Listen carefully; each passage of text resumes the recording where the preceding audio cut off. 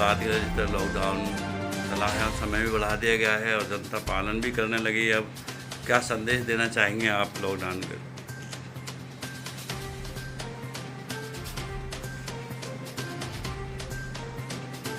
हम सभी संतों के द्वारा जो देशवासियों को सूचनार्थ के लिए या शुभकामनाओं के लिए संदेश दे रहे हैं। प्रधानमंत्री जी का जो आदेश निर्देश है, जिस तरह से उन्होंने गाइडलाइन दी, उस गाइडलाइन के आधार पर हम सब जितने हमारे परिवार हैं, ये देश हमारा परिवार है, वसुधैव कुटुंबकम, संपूर्ण विश्व हमारा परिवार है, लेकिन जिस राष्ट्र में हम रहते हैं उसकी जो हमारी नैतिक जिम्मेदारी है, उसके लिए हम ये जरूर कहेंगे कि आज जो इतना बड़ा संक्रमण काल आया है हमारे देश में, उससे हम निजात तो पाएंगे ही, इसमें कोई घबराने की आवश्यकता नहीं है। लेकिन जो गाइडलाइन है उसका पूरी तरह से परिपालन करना ये हमारी जिम्मेदारी बनती है। अब ये जिम्मेदारी किसी और के लिए पहले नहीं है, पहले अपने लिए। हम ठीक रहेंगे, हमारा परिवार ठीक रहेगा, हमारा समाज ठीक रहेगा और हमारा राष्ट्र उससे बहुत अच्छा हो जाएगा।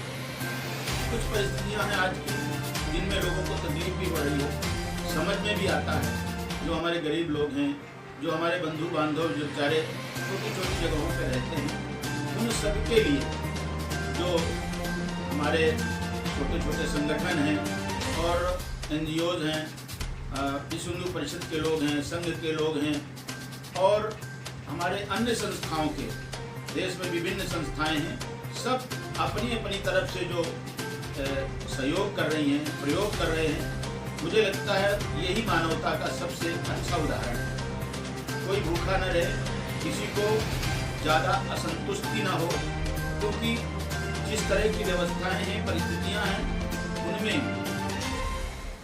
परिस्थितियों में कहीं न कहीं हम सबको ये भी दिखाई दे रहा है कि कुछ लोग दुख का, कष्ट का भी अनुभव कर रहे हैं। लेकिन मुझे लगता है दवा अगर कड़वी हो और उसको खाने से अगर लाभ होता हो तो वैद्य ये कहता है कि कोई बात नहीं, 1-2 दिन तकलीफ होगी लेकिन दवा खाएंगे तो इससे लाभ हो जाएगा।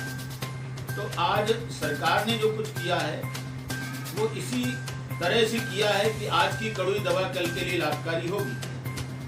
आज विश्व की स्थिति अगर देखें आप, तो विश्व में जो धरातल बना हुआ है, लोग त्राही त्राही कर रहे हैं, लाशें उठाने वाले लोग नहीं हैं, लेकिन ये हमारा आध्यात्मिक देश है।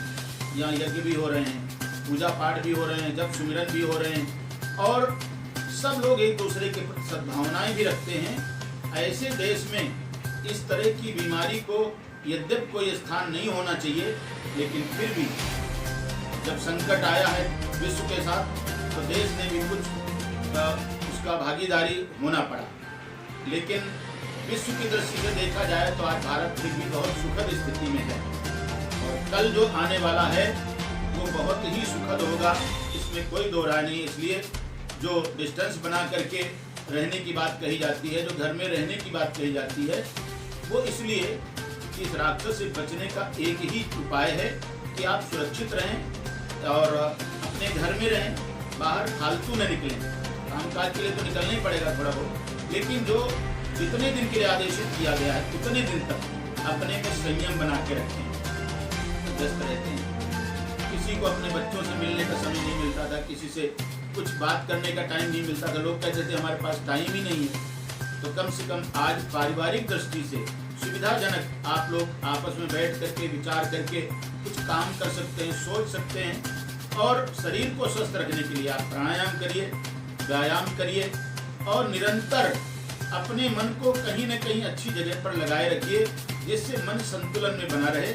इस समय ये हमारी साधना के दिन हैं और यही साधना, जैसे नवरात्रों में लोग नवरात्रे रहते हैं, समझो ये भी साधना के दिन हैं और इन साधना से जब आप उभर के बाहर निकलेंगे तो आप तप के निकलेंगे और तपा हुआ व्यक्तित्व बड़ा ही उदार होता है, बड़ा चिंतनशील होता है।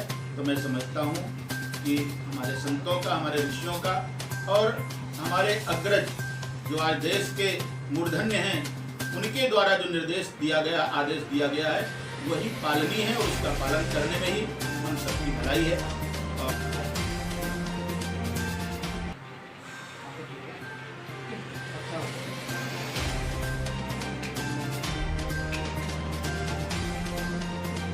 आनंद जी, आज महाराज जी का आशीर्वाद मिला है, आप परम धाम आए, आपको कैसा लगा? अखंड परम धाम आए हैं, क्या कहना चाहेंगे, कैसा लगा आपको? ये तो हमारा सौभाग्य है जो प्रथम बार महाराज जी के दर्शन में, और हम तो मूर्ख हैं लेकिन हम महाराज जी के दर्शन करके कृतज्ञ हो गए हैं।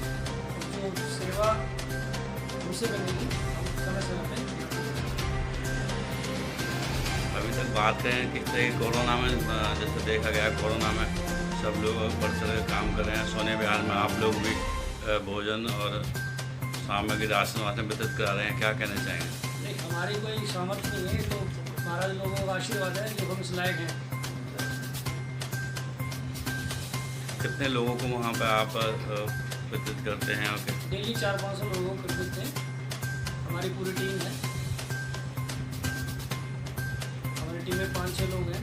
परवीन मुदगल है, अमित गुप्ता है, एक राज है और डॉक्टर पाल जी हैं, सुनील पाल जी हैं,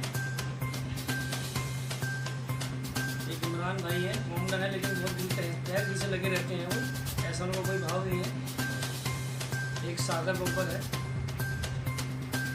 अरे सभी धर्म के लोग मिलकर इससे कोरोना कर्फ्यू में जनता सब के एक साथ मिलकर कर रहे हैं, ऐसा कोई भेदभाव किसी में नहीं है, सब अपने समय समय पे।